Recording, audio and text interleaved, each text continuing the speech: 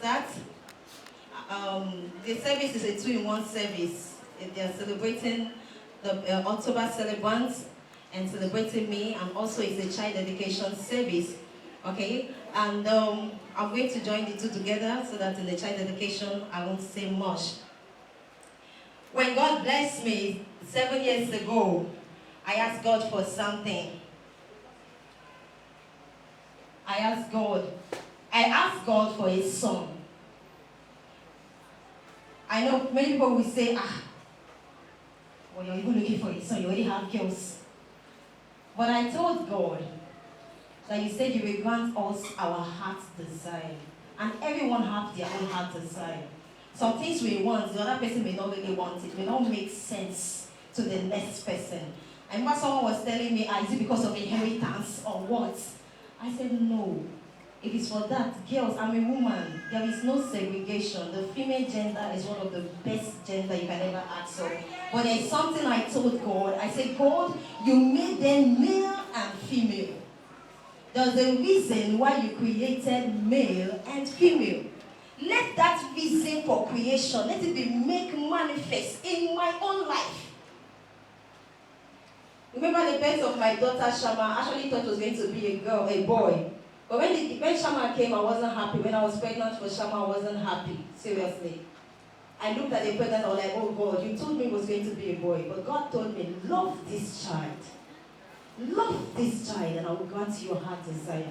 So I started loving her right from the womb. And as she was growing up, people started telling me, you're loving Shama so much, you're almost spoiling the girl. But they didn't know.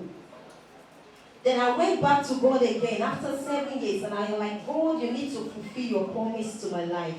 I gathered my children. I'm saying this to encourage someone. I'm not saying this because I'm dedicating, oh God, I am dedicating my son today, or our son today. I'm saying it because you may have something you want God to do for you. Yours may not be a baby boy. Yours may not be even a house. Yours may be something that the next person was like, it doesn't mean anything, but it means something to you. If you can go to God with a prayer point and say, Lord, it is my heart desire. And you say the expectations of the righteous cannot be cut short. These were the words I went with God. I gathered my children. When I was almost getting scared, I was like, God gave me a song, Possible God.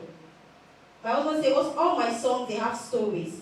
He said, nothing is impossible. I didn't understand that song until when I delivered. I gathered my children 5 years ago and I told them to pray. They kept on saying, Mommy, your next baby is going to be a boy. Go and get pregnant. So every night before they sleep, they keep on praying, Lord, we thank you for giving my mommy a boy. And they did that prayer for 5 years. One of those days, when I became pregnant, I didn't know I was pregnant until like 3 months. I didn't know. I went one time to the pharmacy to buy malaria drugs. The man looked at me and said, woman, you look as if you're pregnant. I said, I'm not pregnant. Because there was no sign. I was just feeling weak. One of those days, when I looked at myself and I realized I was pregnant, I was like, wow, this thing has entered.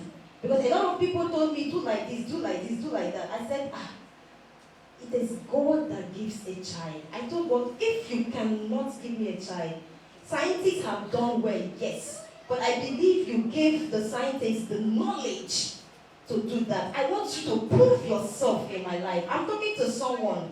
I know someone is listening to me. I'm using this as an example to whatsoever you hold so dear in your life and you want God to do for you. So they prayed and they prayed. And one day I looked and I told God, before I went for my scan, I was so scared. I told God, I said, Lord, if you will not answer my prayer, for the prayer of these children, that their faith may be strengthened, let them open their mouth and say, this one thing we ask of the Lord, and the Lord has done it for me.